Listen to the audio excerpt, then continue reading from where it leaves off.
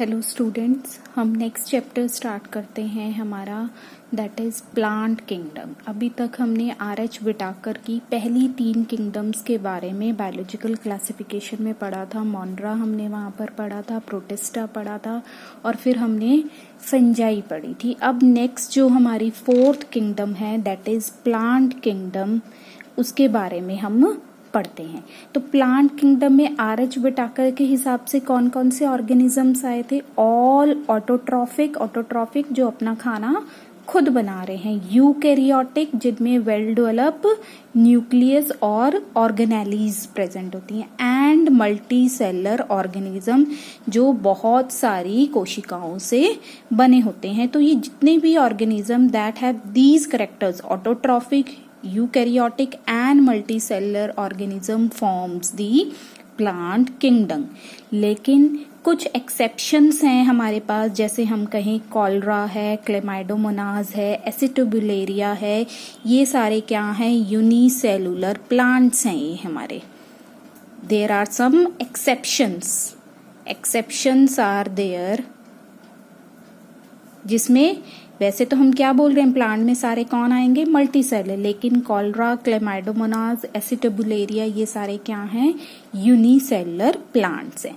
अब हम कुछ बेसिक कैरेक्टर्स देखते हैं प्लांट के। प्लांट क्या है? उनके अंदर फोटोसिंथेटिक पिगमेंट प्रेजेंट होती है, जिसे हम क्या बोल रहे हैं? क्लोरोफिल।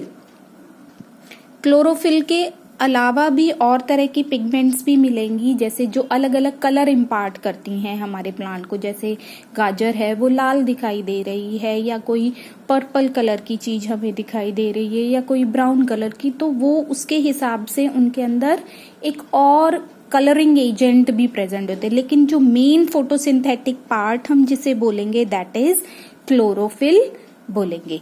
फोटोसिंथेटिक पिगमेंट जो फोटोसिंथेसिस करवाएगा। तो ये क्लोरोफिल की बहुत सारे टाइप्स हैं, A, B, C, D। ठीक है।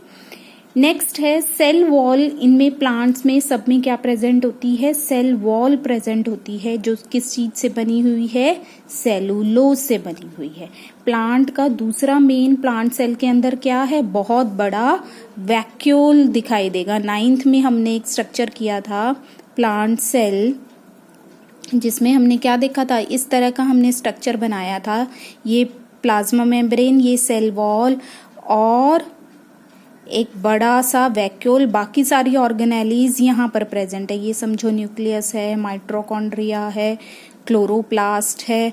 ठीक है। तो ये बड़ा सा जो आपका 70% ऑफ सेल पार्ट कॉन्स्टिट्यूट करता है, इसे हम क्या बोलते हैं? वैक्यूल। ये टर्जिडिटी, मूवमेंट जो होती है सेल में, जो फ्लेक्सिबिलिटी है, वो इसी वजह से है, ड्राई नहीं होने देगा ये प्लांट को। ठीक है। तो ये जो बड़ा सा पार्ट प्रेजेंट होता है, इसे हम क्या बोलते हैं? Vacuole. That is a major characteristics of plant cell. अगला है लाइफ साइकिल। यहाँ पर अभी तक हम जितने भी हमने फंजाई किया, मोनरा किया, प्रोटिस्टा किया, उनमें ज्यादातर कैसी बेसिक रिप्रोडक्शन क्या थी?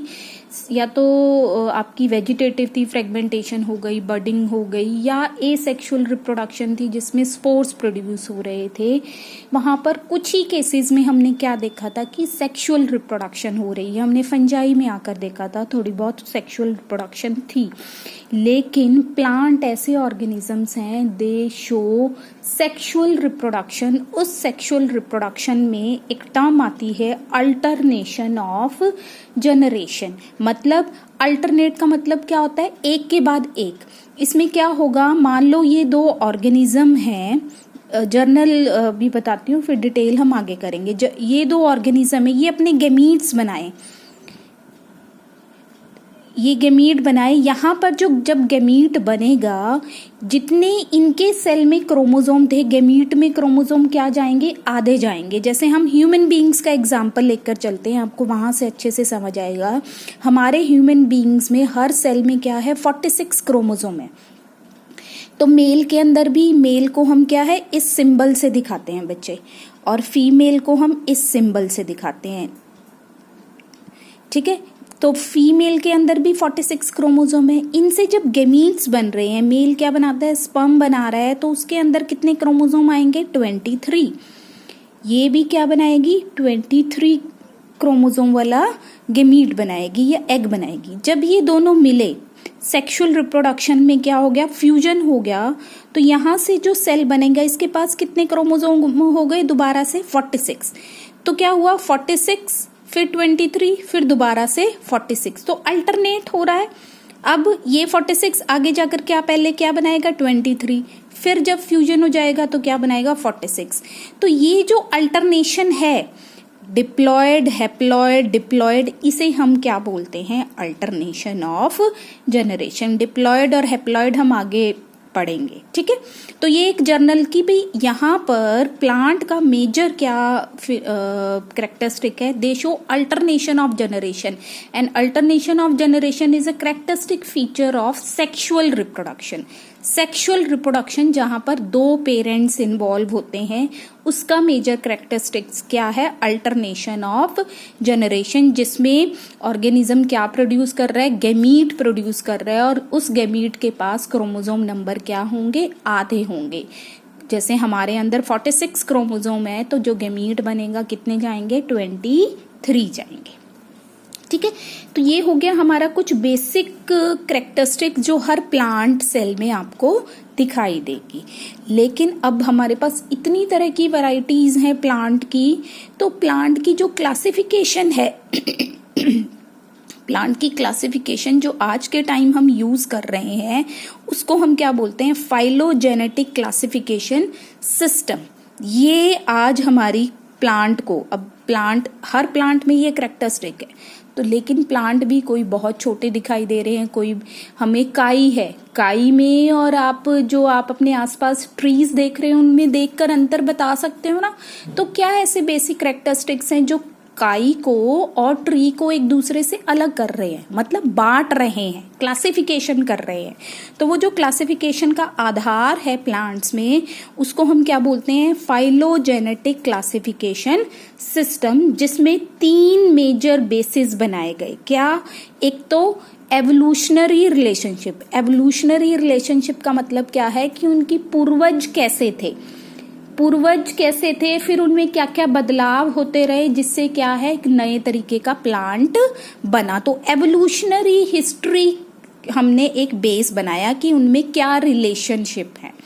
दूसरा साइटोटैक्सोनॉमी बनाया। साइटो का मतलब होता है बच्चे सेल, और टैक्सोनॉमी हमने पढ़ी थी क्लासिफिकेशन। जब हम किसी भी सेल के बेसिस पर क्लासिफिकेशन करें, अब सेल में अलग अलग स्ट्रक्चर्स हो सकते हैं, क्लोरोप्लास्ट हो सकते हैं, क्रोमोसोम नंबर हो सकता है न्यूक्लियस के अंदर, तो उसके बेसिस पर जब हम सेल को बांट रहे हैं तो उसको हम क्या बोल रहे हैं, साइटोटैक्सोनॉमी। ये एडवांस तरीके का हमारी क्लासिफिकेशन है जिसमें आपने क्रोमोसोम नंबर तक को पहचाना है। तीसरा क्या है, कीमोटैक्सोनॉमी, जिसमें क्या है कि कुछ प्लांट्स क्या है अलग अलग तरह के केमिकल सिंथेसाइज करते हैं, तो उन केमिकल नेचर के बेसिस पर हमने क्या है प्लांट्स को बांट दिया है। तो बेस क्या है, क्या एवोल्यूशन है, पूर्वज कैसे थे, दूसरा साइटोसेल कैसा है, और तीसरा क्या है क्या क्या वो सिंथेसाइज कर रहे हैं अपने अंदर, किस किस तरह का फूड बना रहे हैं, या किस तरह का सेल वॉल के अंदर क्या क्या चीजें हैं। तो केमिकल बेसिस पर जो हम अंतर कर रहे हैं वो क्या कहलाया जाएगा, कीमोटैक्सोनॉमी। तो जब हम क्लासिफिकेशन, अब हम ये जो 3 आधार हमने देखे, तो अब हम देखते हैं कि इन 3 आधारों पर हमने पूरे प्लांट को 5, ये क्या हुआ, एक बड़ी किंगडम 5 फाइलम में बांट दिया। किंगडम से छोटा क्या होता है, फाइलम होता है। तो ये हमारी एक बड़ी किंगडम है जिसको हमने 5 फाइलम्स में बांट दिया है। पहला फाइलम एल्गी, दूसरा ब्रायोफाइटा। यहाँ पर बच्चे आपने नाम ध्यान से करने हैं, नाम को बार बार पढ़ना है तभी आपको ये लर्न होगा। तीसरा है टेरिडोफाइटा, चौथा है जिम्नोस्पर्म्स, और पांचवा है एंजियोस्पर्म। तो इन 5 फाइलम में इन 3 बेसिस पर पूरी प्लांट किंगडम को बांट दिया है। चलो अब हम बेस देख लेते हैं।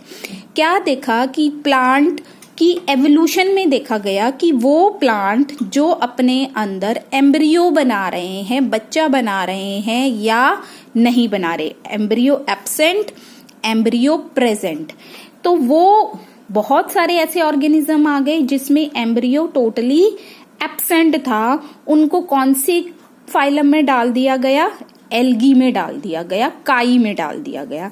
फिर इस एल्गी को फर्दर 3 क्लासेस में बांटा गया, रोडोफाइटा, फियोफाइटा और क्लोरोफाइटा। ये अभी हम डिटेल करेंगे, ठीक है। तो एम्ब्रियो एब्सेंट, जिसमें एम्ब्रियो फॉर्मेशन नहीं होता, बस स्पोर बना और वो स्पोर का स्पोर किस में बदल जाता है, पूरे नए प्लांट में बदल जाता है, उसे हम क्या बोलते हैं, एल्गी। दूसरी हमारे क्या हुआ, जिनमें एम्ब्रियो प्रेजेंट होता है, तो वो सारे, उन सारों को हम क्या बोलेंगे, एम्ब्रियोफाइटा। अब जिनमें एम्ब्रियो बन रहा है उनके अंदर कुछ ऐसे प्लांट्स देखे गए जिसमें क्या है, वस्कुलर टिश्यू एब्सेंट है, तो ये क्या बेस हो गया, साइटोटैक्सोनॉमी, सेल डिफरेंट है यहाँ पर, वस्कुलर टिश्यू एब्सेंट है यहाँ पर, तो हम उनको किस में डालेंगे, ब्रायोफाइटा में डालेंगे। और जिनमें वस्कुलर टिश्यू प्रेजेंट होता है, ठीक है, तो ये क्या, हमने साइटोटैक्सोनॉमी के हिसाब से एक और हमारी फाइलम आ गई, ब्रायोफाइटा, जिसमें एम्ब्रियो तो बन रहा है लेकिन वस्कुलर टिश्यू क्या है, एब्सेंट होता है। वस्कुलर टिश्यू क्या हो गया, जो पानी की मूवमेंट कराएगा, जैसे हमने 10th में भी पढ़ा था, जाइलम और फ्लोएम पढ़े थे। तो जाइलम और फ्लोएम जिनमें एब्सेंट होते हैं उन्हें हम क्या बोलते हैं, ब्रायोफाइटा। इनको फर्दर 2 क्लासेस में बांटा गया है, लिवरवर्ट्स एंड मॉसेस। अब वो प्लांट जिनमें वस्कुलर टिश्यू प्रेजेंट है, वस्कुलर टिश्यू मतलब जाइलम और फ्लोएम प्रेजेंट होते हैं, उसको अब किस बेसिस पर बांटा गया कि सीड उनके अंदर, बीज बनता है कि नहीं बनता। वो ऑर्गेनिज्म जिनमें बीज नहीं बनता उनको हम क्या बोलते हैं, टेरिडोफाइट, पी साइलेंट है बच्चे यहाँ पे, टेरिडोफाइटा बोलते हैं। सीड, बीज नहीं बनेगा इन ऑर्गेनिजम्स में। और दूसरे क्या हो गए, जिनमें बीज बनता है, तो बीज बनने वाले जीवों को हम क्या बोलेंगे, स्पर्मेटोफाइटा बोलेंगे। अब जिनमें बीज बन रहा है, बीज बाहर से ढका है नहीं ढका है, उसके बेसिस पर हमारी फर्दर क्लासिफिकेशन होगी, सीड नेक्ड, खाली बीज बन रहा है, बाहर से कुछ नहीं, फ्रूट नहीं बना, सिर्फ बीज बन रहा है, उनको हम क्या बोलते हैं, जिम्नोस्पर्म। जिम्नो का मतलब होता है नेक्ड, नॉट कवर्ड, नंगा जिसे हम बोलेंगे, that is not covered, seed is not covered, उसको हम क्या बोलेंगे, जिम्नोस्पर्म्स। और 5वें किस बेस पर आगे, वो ऑर्गेनिज्म जिनके सीड बाहर किससे ढका होता है, फ्रूट, फल, जो फल वाले जितने भी प्लांट्स हैं हमारे, जो हम खाते हैं, जिनसे हम क्या है, ऑरेंज, लेमन, आपका मैंगो, आपका जितने भी फ्रूट फॉर्मिंग प्लांट्स हैं, वो सारे किस में आते हैं, आपके एंजियोस्पर्म्स में। इनको हम फ्लावरिंग प्लांट्स भी बोलते हैं, क्या बोलते हैं, फ्लावरिंग प्लांट्स, ठीक है। अब ये फ्लावरिंग प्लांट्स को हमने फर्दर 2 क्लासेस में बांटा गया है, मोनोकॉट और डाइकॉट, कि जब हम इनका बीज खोलते हैं, बीज के अंदर केवल एक ही चैम्बर दिखाई दे, एक ही ढांचा दिखाई दे, उन्हें हम क्या बोलेंगे, मोनोकॉट। मोनो का मतलब होता है एक, जैसे आप चावल का दाना देखते हो, उसके अंदर एक ही है, आप वो फली सी उतार के देखते हो तो उसके अंदर क्या है, सिंगल वो निकलता है, तो उसको वो क्या हो गया, मोनोकॉट। जबकि ऐसे प्लांट्स जिनका जब हम बीज खोल रहे हैं 2 दिखाई देते हैं, जैसे आपका मटर का दाना हो गया, या आप राइस को, वीट को देखते हो, वीट आपको ऐसे दिखाई देती है ना, बीच में से 2 लाइनें लगी हुई है, एक इधर का हिस्सा एक इधर का हिस्सा, वो क्या है, डाइकॉट। 2 चैम्बर हैं उनके सीड में, उनको हम क्या बोलेंगे, डाइकॉट। तो ये हमने जर्नल क्लासिफिकेशन देखी प्लांट किंगडम की, क्या बेस बनाए गए, एवोल्यूशनरी हिस्ट्री कैसी है, उनकी सेल की अरेंजमेंट कैसी है, या कैसे कैसे केमिकल री। तो algae without embryo, embryo formation हो रहा है। फिर वस्कुलर टिश्यू जिनमें एब्सेंट हो उन्हें हम ब्रायोफाइटा, वस्कुलर टिश्यू प्रेजेंट है but without seed pteridophyta, vascular tissue present with seed but not fruit उन्हें हम क्या बोलेंगे, gymnosperms, vascular tissue plus seed plus fruit उन्हें हम क्या बोलेंगे, एंजियोस्पर्म। तो आपके जितने भी फल देने वाले प्लांट्स हैं वो सारे कौन से हैं, एंजियोस्पर्म है। ठीक है, तो ये हुई हमारी जर्नल क्लासिफिकेशन। अब हम एल्गी करते हैं। पहली फाइलम हमारी क्या है, एल्गी है। तो काई, एल्गी क्या होते हैं, दे आर एक्वेटिक ऑर्गेनिज्म, ये आपको पानी में ही मिलेंगे। और वो पानी कैसा हो सकता है, फ्रेश वाटर भी हो सकता है, जैसे आपके रिवर हो गई, लेक्स हो गए, पॉन्ड्स हो गए, या मेराइन वाटर भी हो सकता है।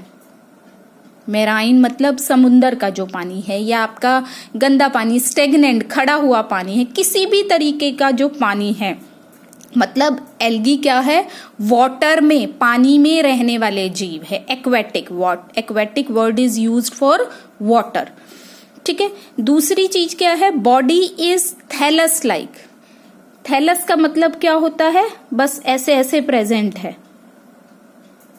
सारा सरफेस वो ढक लेती है। आप इस सरफेस को देखकर, आपने काई देखी होगी, आपने अपने ट्यूबवेल के जो वो कंपार्टमेंट सा बना होता है जहां पर पानी डलता है, उसके नीचे लग जाती है, तो आप देख रहे होगे वहां पर बस हमें ग्रीन ग्रीन पोर्शन दिखाई देता है। उस ग्रीन पोर्शन को हम क्या बोलते हैं, थैलस बोलते हैं। क्यों बोल रहे हैं, क्योंकि यहाँ पर आप देखकर ये नहीं बता सकते कि कहाँ पर रूट है, कहाँ पर स्टेम है, कहाँ पर लीफ है, सब कुछ आपको हरा हरा ही दिखाई दे रहा है। जबकि आप बाकी ट्रीज को देखकर बताते हो कि जो जड़ है, फिर तना है, फिर लीव्स लगी हुई है, फ्रूट लगे हुए हैं, फ्लावर लगे हुए। लेकिन एल्गी में जब आप बॉडी को डिफरेंशिएट ना कर पाओ कि कहाँ पर रूट है, कहाँ पर स्टेम है, कहाँ पर लीफ है, ऐसी बॉडी को हम क्या बोलते हैं, थैलस बॉडी बोलते हैं। ठीक है, कुछ एल्गीज में क्या है, सरफेस पर, अब ये सारे सरफेस पर ग्रो हो रही हैं। कैसा सरफेस, एक्वेटिक, गीला जो सरफेस होता है। जितनी भी एल्गी हैं, ग्रो करने के लिए क्या चाहिए, पानी चाहिए। और कुछ एल्गी अपने आप को पकड़ बनाने के लिए क्या है, चीज पर जुड़ने के लिए, जैसे मैं कहूँ मेरा पत्थर है, पत्थर पर वो काई लग रही है, तो ये जो पत्थर पर इसकी अटैचमेंट है, किसकी हेल्प से हो रही है, एक स्ट्रक्चर निकलता है फ्रॉम द एल्गी बॉडी, जिसे हम क्या बोलते हैं, hold fast. Hold fast is a part of algae that help in the attachment to the substrate. Substrate या कोई बेस, जिस चीज पर काई एल्गी ग्रो कर रही है, उसको उसके ऊपर पकड़ बनाने के लिए जो स्ट्रक्चर निकलता है, उसे हम क्या बोलते हैं, होल्ड फास्ट बोलते हैं। एल्गी रिप्रोडक्शन तीनों तरीके की शो करते हैं, वेजिटेटिव भी, एसेक्सुअल भी और सेक्सुअल भी। वेजिटेटिव मेनली कैसे है, फ्रेगमेंटेशन। मान लो ये एल्गी है, यहाँ से कट गई, फिर ये फर्दर आगे ग्रो होने लग जाएगी, इसको हम फ्रेगमेंट, एक हिस्सा कटा और उससे नया ऑर्गेनिज्म बनने लग जाए। एसेक्सुअल रिप्रोडक्शन में क्या होगा कि यहाँ पर क्या बनेगा, एक ही ऑर्गेनिज्म से नया प्लांट बनेगा। तो मान लो यहाँ ये एक में हमारी एल्गी ग्रो कर रही है, इसी के ऊपर छोटे छोटे स्पोर्स डेवलप हो जाएंगे। इन्हें हम क्या बोल रहे हैं, जू स्पोर्स। जू स्पोर्स क्या होंगे, मूवमेंट होएगी जिनके अंदर, वो क्या है, एक जगह से ट्रेवल होकर दूसरी जगह पर चले जाएंगे। क्यों, क्योंकि उनके पास क्या प्रेजेंट है, फ्लैजेला। फ्लैजेला क्या पढ़े थे हमने, long hair like structure that help in movement में हेल्प कर। तो वो स्पोर जिनके पास फ्लैजेला होता है उन्हें हम क्या बोलते हैं, जू स्पोर। तो क्या है, बॉडी पर क्या है, छोटे छोटे स्ट्रक्चर्स डेवलप हो जाएंगे जो इससे अलग होकर क्या है, कहीं और चले जाएंगे और वहां पर अपनी थैलस बॉडी बना देंगे। तो ये क्या है, एक ही ऑर्गेनिज्म से बन रहा है स्पोर्स, इसलिए ये कौन सी कैटेगरी में आया, एसेक्सुअल रिप्रोडक्शन में आया। तीसरा है हमारा सेक्सुअल रिप्रोडक्शन, जिसमें 2 पेरेंट्स इन्वॉल्व होते हैं। 2 पेरेंट्स मतलब एक ये एल्गी हो गई, एक ये एल्गी होगी, ये अपना स्पोर बनाएगा, ये अपना स्पोर बनाएगा, और फिर ये दोनों जुड़कर क्या है, एक नया ऑर्गेनिज्म बनाएंगे। तो ये जहां पर 2 पेरेंट्स इन्वॉल्व होते हैं उन्हें हम क्या बोलते हैं, सेक्सुअल रिप्रोडक्शन बोलते हैं। तो ये जो स्पोर्स बन रहे हैं, ये मान लो एक कैसे एक्ट करेगा, एक फीमेल एक्ट करेगा, एक मेल एक्ट करेगा।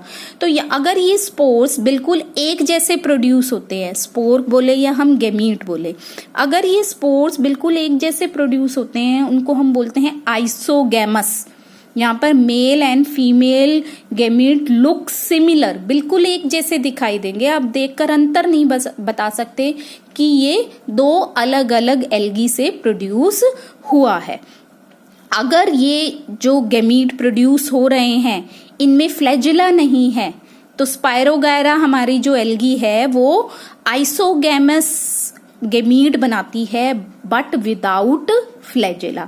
जबकि आपकी क्लेमाइडोमोनास जो एल्गी है दैट प्रोड्यूस आइसोगैमस स्पोर्स या gametes that have flagella. Flagella मतलब मूवमेंट कराने में मदद करेगा। मोटाइल का मतलब होता है जो एक जगह से दूसरी जगह जा सके, मूवमेंट हो जिसके अंदर।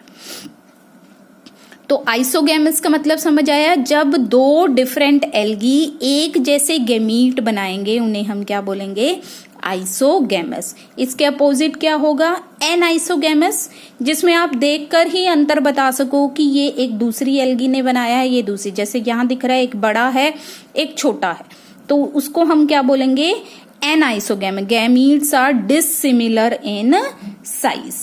ठीक है, अब ये डिसिमिलर कैसी हो, अगर फीमेल जो है, फीमेल एल्गी है, वो एक बड़ा साइज का गैमीट बनाए और नॉन मोटाइल, जिसके अंदर मूवमेंट ना हो, कोई फ्लैजिला नहीं है इसके ऊपर। जबकि जो मेल है वो कैसा बनाए, छोटे साइज का गैमीट और जिसके पास क्या हो, फ्लैजिला हो मूवमेंट करने के लिए। ऐसी कंडीशन ये क्या हुई, एन आइसोगैमस ही है, डिसिमिलर है, लेकिन यहाँ पर फीमेल नॉन मोटाइल है, कोई मूवमेंट नहीं है, जबकि मेल क्या है, मोटाइल। ऐसी कंडीशन एन आइसोगैमस की क्या कहलाती है, ऊगैमस, जहां पर female is non motile and male is motile. जैसे वॉल्वैक्स और फ्यूकस में आप देखोगे, वॉल्वैक्स एक ग्रीन एल्गी होती है। ठीक है, तो ज्यादातर हमारी रिप्रोडक्शन एल्गी में इसी तरीके से हो रही है। क्या है, सेक्सुअल रिप्रोडक्शन है, या तो कोई एनाइसोगैमस गैमीट्स बना रहे होंगे या कोई आइसोगैमस गैमीट्स बना रहे होंगे। जितनी भी फोटोसिंथेसिस हो रही है हमारी अर्थ पर, 50% फोटोसिंथेसिस मेनली मेराइन की कौन करते हैं, आपके एल्गी करते हैं। एल्गी की बहुत सारी इकोनॉमिक इम्पोर्टेंस भी है। इकोनॉमिक इम्पोर्टेंस मतलब ये हमें फायदा देती है, इनको हम एज ए फूड खाने की तरह यूज कर सकते हैं। बहुत तरह के केमिकल्स बनाते हैं ये, जैसे एल्जिक एसिड हो गया या आपका अगार हो गया, ये क्या है, हम डिफरेंट इंडस्ट्रीज में यूज करते हैं, जैसे जेली बनाने में या आइसक्रीम बनाने में, या ये इसको हम एज ए पॉल्यूटेंट इंडिकेटर्स भी यूज करते हैं। जैसे आपने देखा होगा जिस पानी में बहुत ज्यादा गंद डिस्पोज्ड फेंका जाता है, वहां पर काई एकदम से ग्रो करती है। तो अगर आपको ये पता लगाना है कि ये यहाँ पर ये पानी दूषित है, दूषित कैसे पता चलेगा आपको, वहां पर एल्गी बहुत ज्यादा ग्रो कर जाएगी। तो algae is a indicator of pollution का इंडिकेटर होता है। ठीक है, जैसे हमने लाइकन्स का किया था कि लाइकन जहां पर सल्फर डाइऑक्साइड होगी वहां पर ग्रो नहीं करेंगे, लेकिन यहाँ पर ऐसा नहीं है। ये क्या है, जितना ज्यादा पॉल्यूटेड होगा उतना ही एल्गी क्या है, ज्यादा ग्रो कर रही है। ठीक है, तो ये इंडिकेटर की तरह यूज होते हैं, इसलिए हम फिर वाटर की ट्रीटमेंट करते हैं। उस पानी को यूज करने के लिए उसको पहले साफ किया जाता है।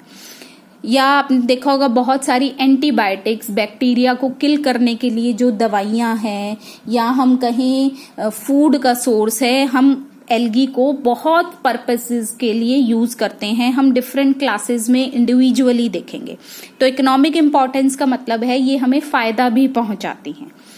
नेक्स्ट अब हम एल्गी की क्लासिफिकेशन देखते हैं कि हमारी जो एल्गी है, जर्नल कैरेक्टरिस्टिक्स ये हो गए, सब एक्वेटिक मिलेंगे, body is thallus like, not differentiated to root, stem और लीफ, होल्ड फास्ट है उनके ऊपर पास। अब जो एल्गी है depending upon the pigment, photosynthetic तो है ही, ये प्लांट कैटेगरी में आ रहे हैं, तो फोटोसिंथेटिक होने के बावजूद उनके अंदर किस तरह के पिगमेंट्स हैं उसके बेसिस पर हम एल्गी को 3 क्लासेस में बांटते हैं। क्लोरोफायेसी मतलब इनके पास ग्रीन कलर की पिगमेंट है, they are green algae. Phaeophyceae brown algae, और rhodophyceae red algae.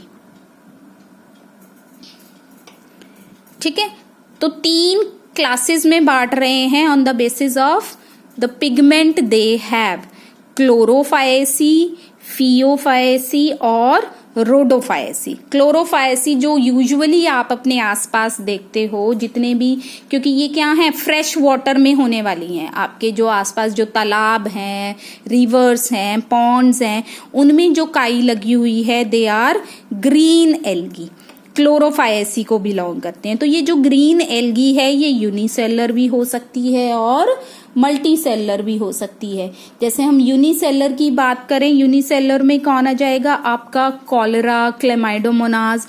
Multi cellular में क्या आ जाएगा, जिसकी बॉडी बहुत सारे सेल से बनी हुई है, जैसे आपका वॉल्वैक्स हो गया, यूलोथ्रिक्स होगा, स्पायरोगायरा हो गया।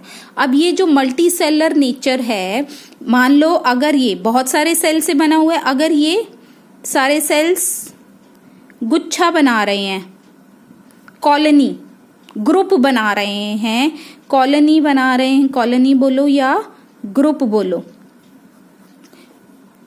तो जैसे आपका वॉल्वैक्स है, it is a colonial green algae, colony बनाती है, ग्रुप बनाती है। जबकि आपकी स्पायरोगायरा क्या है, एक फिलामेंटस है, ऐसे लंबी लंबी है, अपने आप को ऐसे थ्रेड लाइक में अरेंज कर लेती है, तो ये क्या है, फिलामेंटस है। स्पायरोगायरा ये क्या है, हमारी फिलामेंटस है। तो डिपेंडिंग की जो मल्टी सेलर नेचर है, मल्टी सेलर बहुत सारी कोशिकाओं से बनी हुई है, अगर ये ग्रुप्स में बना रहे हैं तो कॉलोनियल हो गया, अगर ये थ्रेड लाइक बना रहे हैं तो फिलामेंटस बॉडी हो गई। लेकिन इसमें कुछ यूनिसेलर भी मिलते हैं, जैसे हमने शुरू में एक्सेप्शन की थी, कॉलरा हो गया, क्लेमाइडोमोनास हो गया, एसिटिबुलेरिया हो गया, they belong to green algae. ठीक है, यहाँ पर फोटोसिंथेटिक जो पिगमेंट है वो कौन सी है, क्लोरोफिल ए और क्लोरोफिल बी है। ठीक है, यहाँ पर जो फूड है, अब क्लोरोफिल ए है, क्लोरोफिल बी है, तो क्या कौन सा प्रोसेस होएगा बच्चे, फोटोसिंथेसिस होएगा। फोटोसिंथेसिस करने के बाद जो पहला फूड स्टोर हो रहा है दैट इज स्टार्च। लेकिन ये सिंपल स्टार्च नहीं है, इसमें क्या है, ये स्टार्च बन रहा है, इसके बाहर पतली सी एक प्रोटीन की लेयर बन जाती है। बाहर से ये स्टार्च किससे ढका हुआ है, प्रोटीन से ढका हुआ है। तो ये स्ट्रक्चर अब क्या कहलाया जाएगा, पायरेनॉइड। पायरेनॉइड की फॉर्म में फूड स्टोर हो रहा है।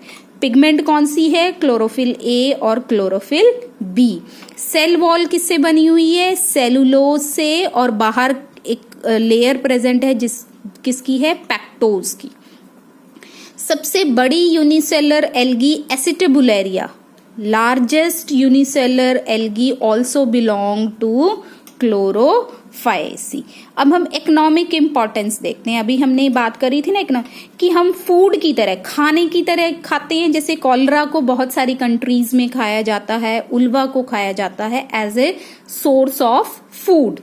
दूसरा, ये सोर्स ऑफ एंटीबायोटिक्स भी होते हैं, इनसे हम दवाइयां बनाते हैं to kill the bacteria. Antibiotic mean medicine to kill bacteria, bacteria को ये ग्रो नहीं होने देंगे। तीसरा है क्लीनिंग ऑफ सीवेज डिस्पोजेबल। अभी हमने बात करी थी कि ये पॉल्यूटेंट इंडिकेटर की तरह काम करते हैं। तो जिस पॉन्ड में बहुत ज़्यादा सीवेज का डिस्पोज ऑफ हो रहा है वहाँ पर एल्गी ग्रो हो जाती है। आप 12th में एक टर्म पढ़ेंगे एल्गल ब्लूम्स। एल्गल ब्लूम ये क्या शो कर रहा है कि इस पानी में बहुत ज़्यादा वेस्ट फेंका जा रहा है, तो ये इंडिकेटर की तरह काम करेगा। ठीक है, तो ये कुछ एग्जाम्पल आपकी बुक में दे रखे हैं, क्लेमाइडोमोनास, वॉल्वेक्स, यूलोथ्रिक्स, स्पायरोगायरा और कारा। नेक्स्ट जो हमारी क्लास है एल्गी की, फियोफाएसी। ये सारे मेराइन होते हैं, आपको समुंदर के पानी में मिलेंगे। मोस्ट इंपॉर्टेंट करेक्टर इनके पास क्या है, they are hold fast algae. ये अपने आप को with the help of attachment करने वाला स्ट्रक्चर इनके पास प्रेजेंट है, जिसको हम क्या बोलते हैं, होल्ड फास्ट। क्लोरोफाएसी में होल्ड फास्ट नहीं होता है, दे ग्रो स्प्रेडली, जबकि यहाँ पर ये होल्ड फास्ट है। तो वो स्ट्रक्चर जो चीज के साथ चिपकने में मदद करेगा उसे हम क्या बोलते हैं, होल्ड फास्ट। तो फियोफाएसी ज्यादातर क्या होती हैं, लिथोट्रॉफ्स। लिथोट्रॉफ्स क्या होती हैं, वो ऑर्गेनिज्म जो स्टोन्स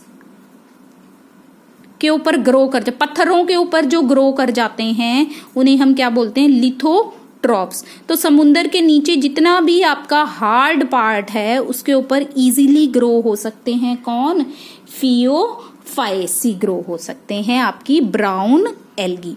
अब ये ब्राउन क्यों है, क्योंकि इनके पास एक एक्स्ट्रा पिगमेंट प्रेजेंट होती है, ज़ैंथोफिल। इसी की वजह से इसका कलर क्या है, ब्राउन। क्लोरोफिल ए है, सी है, जबकि यहाँ पर क्लोरोफिल ए और बी था। मेन जो डिफरेंट चीज है इनके पास ज़ैंथोफिल है, जो इनको कैसा कलर दे रही है, ब्राउन कलर, ज़ैंथोफिल की वजह से। खाना किस फॉर्म में स्टोर कर रहे हैं, ये लेमिनेरिन, ये फूड की स्टोरेज फॉर्म है। जो हमारी ब्राउन एल्गी है ये क्या है, अपने आप को स्ट्रक्चर के साथ अटैच कर लेती है जिस चीज पे वो ग्रो हो रही है। तो सबसे लंबी एल्गी हमारी किसको बिलोंग करती है, ब्राउन एल्गी को। वो क्या है, कैल्प्स है, जो 100 मीटर तक लंबी हो सकती है। Kelp is longest algae, longest algae है ये हमारी। इकोनॉमिक इंपॉर्टेंस क्या आ जाएगा, लेमिनेरिया और जो सरगैसम है ये एज ए फूड यूज किए जाते हैं, इनको हम as a food source use करते हैं। जबकि आपके कुछ ऐसे वो एल्जिनिन है, एल्जिनिन is an algae, brown algae, जिसका काम क्या है, पानी को पकड़ कर रखना, वाटर को होल्ड कर लेना, होल्डिंग वाटर। तो वाटर को होल्ड करने वाली चीज को हम क्या बोलेंगे, हाइड्रोकोलाइड। क्या बोलेंगे, हाइड्रोकोलाइड। तो हम ब्राउन एल्गी को as a source of food, जैसे लेमिनेरिन और सरगैसम, ये क्या है, दोनों ब्राउन एल्गी हैं, उनको हम खाने के रूप में यूज करते हैं। हाइड्रोकोलाइड क्या है, एल्जिनिन है, जो पानी को होल्ड करके रखता है। तीसरा लेमिनेरिन क्या है, एक और केमिकल सिंथेसाइज करता है जिसे हम क्या बोल रहे हैं, लेमिनेरिन सल्फेट। ये एंटी कोआगुलेंट की तरह काम करता है। कोआगुलेंट का मतलब होता है खून का जमना, stop of bleeding, stop of bleeding. जैसे आपको चोट लग जाती है, थोड़ी देर बाद आप देखते हो खून जम गया है, जमने के प्रोसेस को हम क्या बोलते हैं, कोआगुलेंट। लेकिन जो चीज जमने ना दे तो उसको हम क्या बोलेंगे, एंटी कोआगुलेंट। तो जितने भी हमारी हार्ट सर्जरीज होती हैं, जब हार्ट को ओपन किया जा रहा है तो ओपन कट लगाया जा रहा है, तो कट लगने से क्या हो जाना चाहिए, खून जम जाना चाहिए। हमारे एक इम्यून सिस्टम बना हुआ है, हमारी प्रोटेक्शन के लिए ये बना हुआ है कि जैसे ही आपको इंजरी होती है, अगर खून बह रहा है तो वहां से वो रुक जाएगा। ये फिनोमिना है कोआगुलेशन, स्टॉप, क्लोटिंग, क्लॉट बन गया, रुक गया। लेकिन जब हम सर्जरीज कर रहे हैं तो वहां पर हमने खून को जमने नहीं देना है, फिर तो हमारे ब्लड सप्लाई ही रुक जाएगी। तो जब भी हमारे हार्ट या कोई सर्जरी हो रही होती है तो पेशेंट को क्या दिया जाता है, एंटी कोआगुलेंट, की उसका खून जमे ना। तो वो भी हम कहाँ से निकाल रहे हैं, लेमिनेरिया से निकाल रहे हैं। तो ये हमारा क्या है, एक मेडिसिनल इंपॉर्टेंस होगी किसकी, ब्राउन एल्गी की। नेक्स्ट है रोडोफाएसी, जिसका कलर क्या है, रेड कलर। क्यों है? क्योंकि यहाँ पर क्या प्रेजेंट है, एक एक्स्ट्रा चीज प्रेजेंट है, फाइकोइरिथ्रिन। फाइकोइरिथ्रिन की वजह से ही एल्गी का कलर कैसा है, रेड है। और इसके अंदर क्लोरोफिल ए है और डी है। ए क्लोरोफिल बच्चे सारी एल्गीज में होती है, मेन फोटोसिंथेटिक पिगमेंट होती है ये, जो हमारे फोटोसिंथेसिस के प्रोसेस में हेल्प करती है। मेन फोटोसिंथेटिक पिगमेंट है क्लोरोफिल ए। लेकिन कलर जो चेंज हो रहा है वो अलग अलग, जैसे ब्राउन कलर किस वजह से था, ज़ैंथोफिल की वजह से था, जबकि रेड कलर किसकी वजह से है, फाइकोइरिथ्रिन। ये भी क्या है, आपकी मेराइन एल्गी हैं, लेकिन ये क्या है, अब समुंदर में हमारा सरफेस भी होता है और सबसे निचला हिस्सा भी। जो आपकी फियोफाएसी या ब्राउन एल्गी ये ज्यादातर नीचे ही ग्रो करेंगी, जबकि आपकी रेड एल्गी है सरफेस पर भी ग्रो करती है और आपकी नीचे बॉटम में भी ग्रो करती है, दोनों जगह पर ये ग्रो हो जाती है। लेकिन कहाँ है, समुंदर में ही मिलेगी। इनकी सेल वॉल किससे बनी हुई है, सेलुलोज और पैक्टिन से बनी हुई है।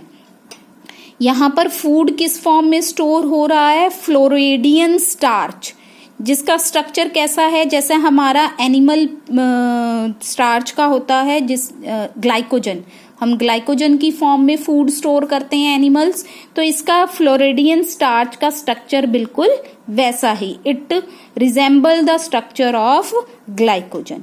इकोनॉमिक इंपॉर्टेंस क्या है, दो हमारी रेड एल्गी हैं, ग्लैडेलियम और ग्लेसेरियरा।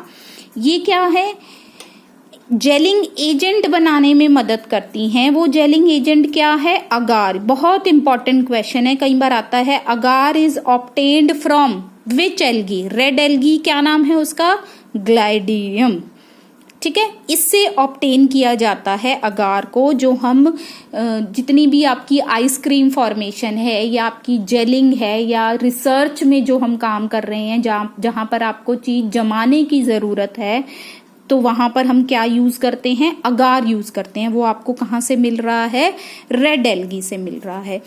अभी हमने पढ़ा था water holding capacity, brown algae किसकी है, एल्जिन। ऐसे ही आपकी रेड एल्गी है काराजिन, वो क्या है, वाटर होल्डिंग कैपेसिटी में हेल्प करती है। ब्रोमीन जो है आप अपनी जो लैब्स में यूज करते हो, केमिकल में यूज कर रहे हो, वो भी आपको कहाँ से मिलता है, रेड एल्गी से मिलता है। तो ये सारा हो गया हमारा इकोनॉमिक इम्पोर्टेंस और क्या किन किन बेसिस पर हमने ग्रीन, ब्राउन और रेड एल्गी को बांटा गया है। बहुत इंपॉर्टेंट क्वेश्चन है बच्चे, difference between 3 classes of algae. ठीक है, यहां से क्वेश्चन आता है, आप डिफरेंस लिखो, क्लोरोफाएसी, फियोफाएसी और रोडोफाएसी।